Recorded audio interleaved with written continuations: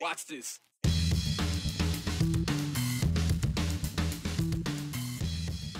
It's Friday. You know what that means? It's time to wrap up the week here on the 208. We'll start with this. Was Boise State in the wrong? Closing arguments on a Friday in the case of a coffee shop that says they were forced off campus for their social views on law enforcement. Would you support a 5% tax on hotel room costs to help maintain popular public venues? That is the question set for some voters in the Nampa area. We're breaking down the proposed Nampa Auditorium District. Love 'em or hate 'em, you told us all of the above and more about the iconic University of Idaho mascot, Joe Vandal. All the comments coming in yesterday. So today, we will share the slew of opinions on the Boise State opponent. Closing arguments are underway as we speak in the Big City Coffee case against Boise State University. Big City filed a $10 million lawsuit against two Boise State administrators back in 2021. This entire case revolves around a thin blue line sticker, which Big City Coffee owner Sarah Fendley had up in her downtown location since 2016. The thin blue line represents support of law enforcement. When she opened a shop on Boise State's campus in 2020, it was after nationwide protests against police brutality and calls for police reform. A student posted on Snapchat that they no longer supported Big City and hoped others would do the same. Fendley claims that she was forced to close her Boise State location in 2020. Her attorney says that BSU administrators asked her to sign a statement saying that the departure was mutual. Fendley declined that request, again believing that she was being forced off campus. During the trial, Boise State's lawyers said that the students wanted to spread awareness about the company's values and that Fendley closed campus shop on her own. The last witness in the case, Alicia Esty, who is Boise State's Chief Financial and Operating Officer and Vice President for Finance and Operations, took the stand this morning. She was asked about Boise State's meeting with Big City Coffee after the student's social media post, and that administrator stuck to her story that Boise State did not push Big City Coffee off campus. This afternoon, Big City Coffee's lawyers told jurors that Idaho's largest university mistreated a small business instead of doing the right thing. Boise State's lawyers are currently giving their closing arguments, and then jurors are expected to begin their deliberation. Our Aspen Shumpert is in court right now. We're expecting that you'll have an update for us on the news at 6. Again, though, that case is currently in progress. A portion of voters in the city of Nampa will see a ballot question in November that can be a little bit rare. It's a question asking voters if they approve the creation of what would be called the Nampa Auditorium District. The question lands on the ballot after a successful signature campaign by a citizens group. The proposed district would allow Nampa to collect a fee of up to 5% on hotel rooms within the proposed district. If Nampa voters would join the roster of auditorium districts in Idaho. If you're unaware, there are a few auditorium districts in the state. That includes Boise, Idaho Falls, and then the joint Pocatello-Chubbuck area. Proponents of the idea say right now, the city of Nampa, they use taxpayer-based budgets for this operation, maintenance, and improvement of the city's largest venues, the Ford Idaho Center and the Nampa Civic Center. The idea from the group behind this is to offset costs generated by this new district. So, what is the proposal? How would it work? Would this cost Nampa taxpayers? I spoke to the group who got the question on the ballot, as well as leaders at the Ford Idaho Center. In the late 90s, a big addition to the Treasure Valley landed in Nampa, originally called the Idaho Center. The complex holds an arena, an outdoor amphitheater, and horse park. All have hosted major acts, events, and moments over the years. But as time ticks on, so do costs to maintain and operate it all. Well, this is an idea that's been around for probably a couple decades. Jeff Agenbrod is the chairman of the Nampa Auditorium District Committee, a group that successfully got a question on the ballot for this November. Their proposal, creating the Nampa Auditorium District. In Idaho, it goes back to 1959 is when the original law was passed. The Idaho legislature decided to create a mechanism to organize auditorium or community center districts to serve public needs and promote the welfare of the inhabitants, aka give people things to enjoy in their community. And a part of that allows for a very specific 5% tax on hotel and motel room receipts within that district. So the proposal, for every $100 on a hotel bill, another $5 would be added on, going to that specific fund. Auditorium District, as much as anything, I categorize it as a user fee. This is a fee that is only charged in our hotels, and generally the people staying in our hotels are using one of the two auditoriums in Nampa. This building, to me, and I would certainly hope the community is, it's a place where you build memories. Andrew Luther is the general manager of the Nampa Civic Center and Ford Idaho Center. He explains why his team supports it. We would have a funding mechanism for future growth projects, whether that's new conference center space, additions to the arena, amphitheater, building new RV parks in the horse park. It's kind of an endless opportunity list. If approved by voters, the red outline on this map would become the Nampa Auditorium District. Only people that currently live in this boundary will see this question on their ballot. The biggest question, though, from voters that I have found: how would this impact my taxes? A sales tax solely on hotel rooms. That's the only place it can be. It is not a property tax. Nampa taxpayers will not pay it unless they stay in a hotel. You will never pay for this unless you stay for a night in a hotel within the district. So the vast majority will be out-of-town users paying for the future growth of the facility. When you think about the Ford Idaho Center, you may imagine concerts or shows, but the traffic to the venue and the hotels near it is drawn by far more than just that. You name it, when we have state tournaments or rodeos or concerts, those hotels are booked up. The horse park is a huge draw for that. The Best Western on the Nampa Civic Center campus, they're tied in with all the dance competitions that are occurring there. So when events are occurring, those hotels are busy. Hotels are the focal point here, so what do they think? I had conversations with our hoteliers in Nampa, making sure that they are in support of this, and they absolutely are. Our projections have a $1.5 million revenue source annually for this, and that can only go up as hotels continue to build, more people move here, and the demand is there for hotel rooms and events keep occurring. Idaho law is also clear on how money generated by an auditorium district must be used. It can only be used for expansions, enhancements, which are happening all the time. These two facilities, and it's hard to believe, are approaching, one is over 30 years old, and the Ford Idaho Center is approaching 30 years old. So you may wonder about all the events that are going on at the Ford Idaho Center, everything going on that campus, plus the Civic Center. Here's some data, some statistics from recent years. You can see here the Ford Idaho Center between October 2021 and September 2022. They had 155 individual events, over 500,000 attendees. The Nampa Civic Center, they had 415 individual events with close to 95,000 attendees in that same time frame, October 2021 to September 2022. That Idaho Horse Park, they have a lot of visitors, and they quantify it in a way telling us that over 5,000 unique zip codes were recorded since 2017. And they tell us that 60% of the zip codes that are there for anything at all are not from the Treasure Valley, 40% are not from Idaho at all. The trial for the man accused of killing 4 University of Idaho students in 2022, that trial has now been moved to Boise, will be held at the Ada County Courthouse.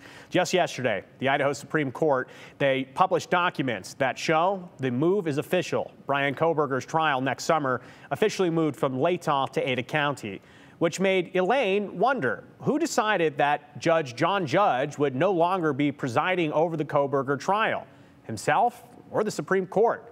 It's a good question. Well, Elaine, I want to start from the beginning here. We'll start with this, a change of venue request by the Kohberger team. His attorneys did that on September 6th because the defense argues that they do not think they can have an unbiased jury trial in Latah County. So, Latah County District Court Judge John Judge, he made a lot of rulings in this case so far, and he signed off on this motion to change the venue. He had the opportunity to consider himself for the case, but chose not to and didn't specify why. But former Idaho Attorney General Dave Leroy says it could be because of his current caseload in Latah County. If we were to move him to Ada County, then essentially all of his cases, dozens of cases, hundreds of cases that he's already assigned in Latah County would have to be reassigned to other judges. That would be extremely problematic for the 2nd district. It's easier for the 4th district simply to assign a new judge to the case. According to the Idaho Supreme Court transfer trial rules, if a judge chooses not to stay with the case, then they leave the decision to select a new judge and venue up to the Idaho Supreme Court. So, Elaine, to answer your original question, Judge, through his own decision, asked the Idaho Supreme Court to assign a new judge for the case for reasons that we do not fully know. Supreme Court chose Ada County for the trial location, and Ada County Judge Stephen Hippler to take over the case. Brian Kohberger's murder trial is set to start next summer. It only happens up to 3 times a year, when the number 13 falls on a Friday, which Western folklore says brings bad luck. A superstition that is hard to trace the origin of, but likely because of the number that precedes it, 12, which is considered a complete number in terms of months, inches in a foot, gods of Olympus, and, well, you get the point. So 13, it makes people uncomfortable unless you're Taylor Swift. Then it's your favorite thing ever. But what are some things that make you uncomfortable that you'll try a bit harder to avoid today? Chris in Mountain Home said the 5-second rule when you drop food on the floor. Doug in Ada County says no bananas in the boat while fishing. I'll have to look into that one. And finally, Rick in Meridian says, I'm superstitious about gas station sushi. Always bad luck. You're probably right, Rick, although some people will test the odds. And keep sending us your superstitions or anything else about the show so we can talk about it live at the end of the program. Text us your name and hashtag the 208 with your comment to this number, 208-321-5614. Even better, more comments are coming up after the break. This time, they're about Joe Vandal, and not everyone loves him.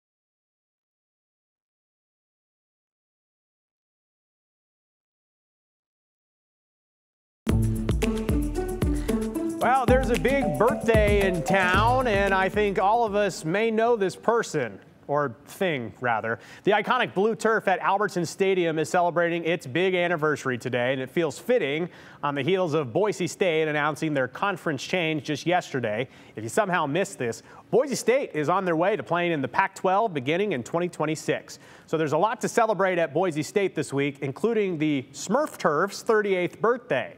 That's right, September 13th, 1986. The very first game was played on the blue, and our Mark Johnson takes us back to how the fans reacted.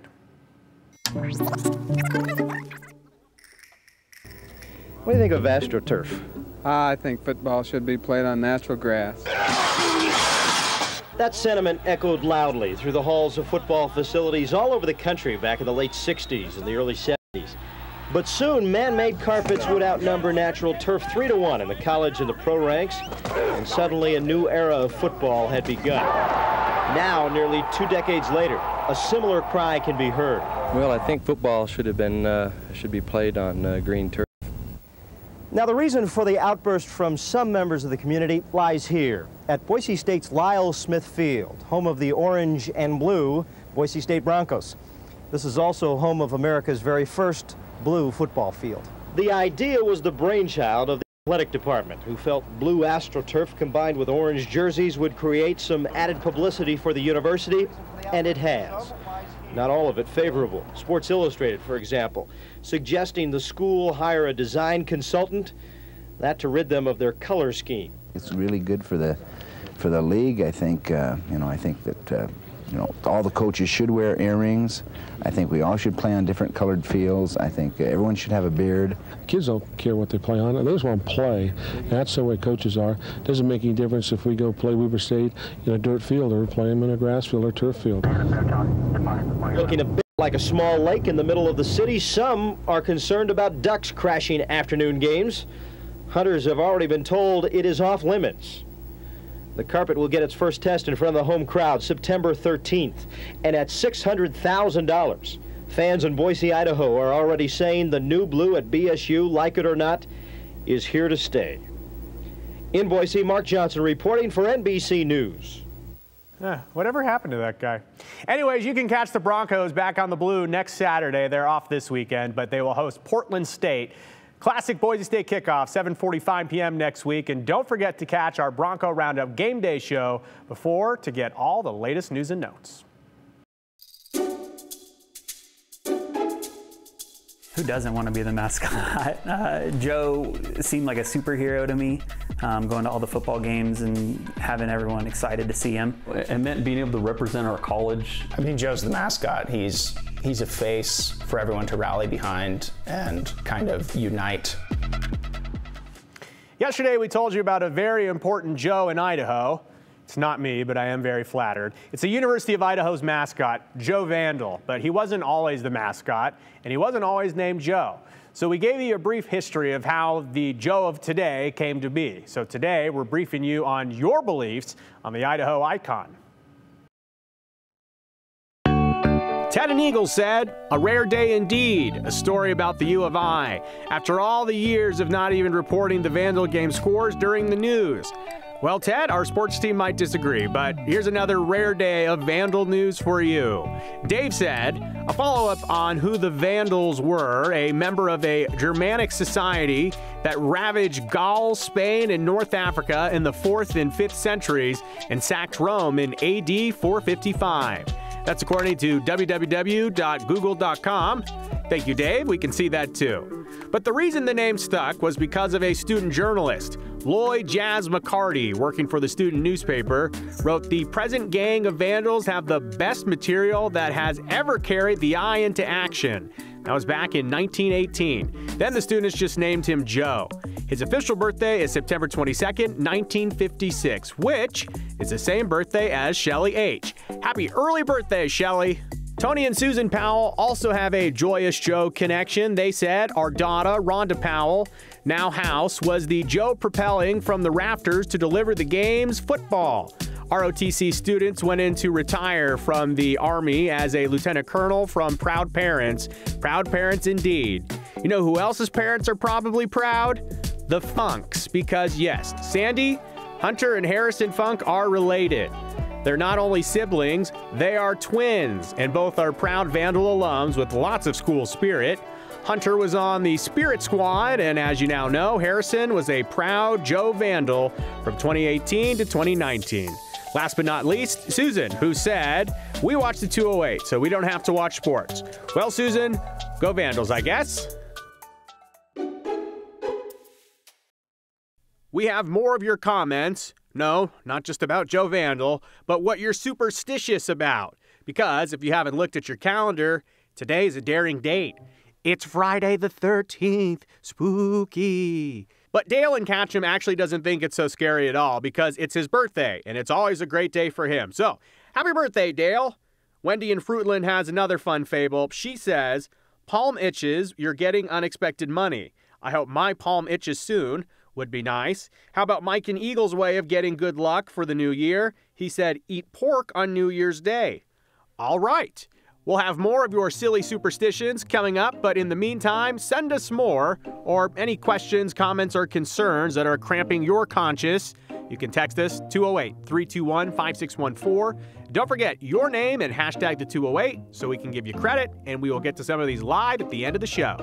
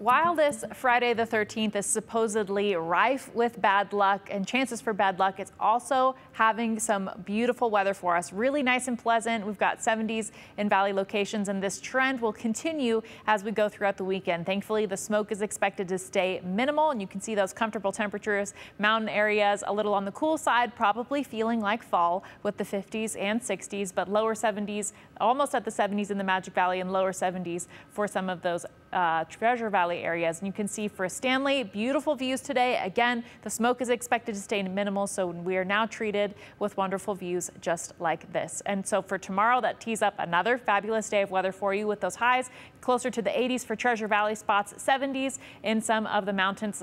Twin Falls is expected to get more of the sunshine of the area, but other than that, we're just tracking some clouds until Sunday. Sunday, we'll start to see some moisture increase, and we could see some isolated showers for mountain areas. And then switching to Monday, we kick off a new unsettled pattern from Monday to Wednesday. So widespread showers and possibly some thunderstorms expected on Monday. And then again, more showery conditions continuing after that. So that's why, because of the wet weather and cooler weather, that's why Monday and Tuesday are first alert weather days. And you can see more of the cooler temperatures will be sticking around through the end of your 7-day forecast. What does it all mean? It's Friday the 13th. Scary. So what are your spooky superstitions? Well, let's get to some of these. Never place a hat on a bed, says an Idaho cowboy, which Lynn in Nampa agrees with because apparently it brings death into the house. Oh, and same with hats on tables. So where do you put your hats? Despite the whole death dilemma, Lynn says if you burn an entire candle, then money is coming into your mansion. Would be good. Ending on an oldie but a goodie, 7 years of bad luck if you break a mirror. But how do you reverse that bad luck? I don't know. Maybe burn a candle, like Lynn said? Either way, have a lucky Friday the 13th, and if you think of more superstitions or anything else bothering your brain, you can text us at 208-321-5614. Please include your name and hashtag the 208. We're going to get to some of these live at the end of the show.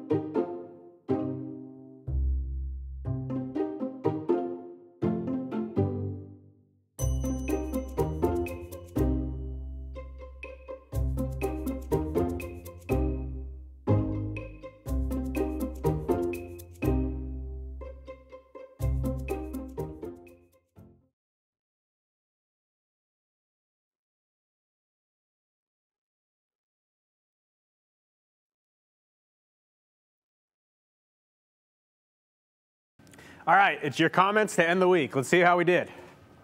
Ooh, okay. This person says, as a young driver, I've seen the way that people drive, and it's scary to see what someone can do within a short period of time. Any tips for a new driver? Tony from Boise. Tony, my advice to everyone is have a safe following distance, learn how to use a zipper merge onto the interstate, and be kind and considerate. We're all going to get to where we need to go.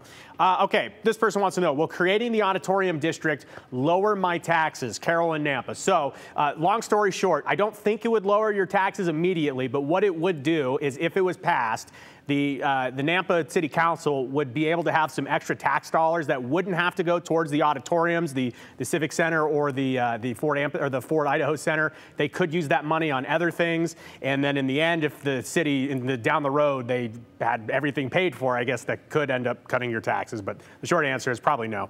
This person says, never tee off before a golfer that had a birdie the previous hole. That's a good superstition. Both of my daughters were born on Friday the 13th, 4 years apart. So that is a very lucky day. That's Rib. Hey, you guys have a great weekend. Enjoy the nice weather.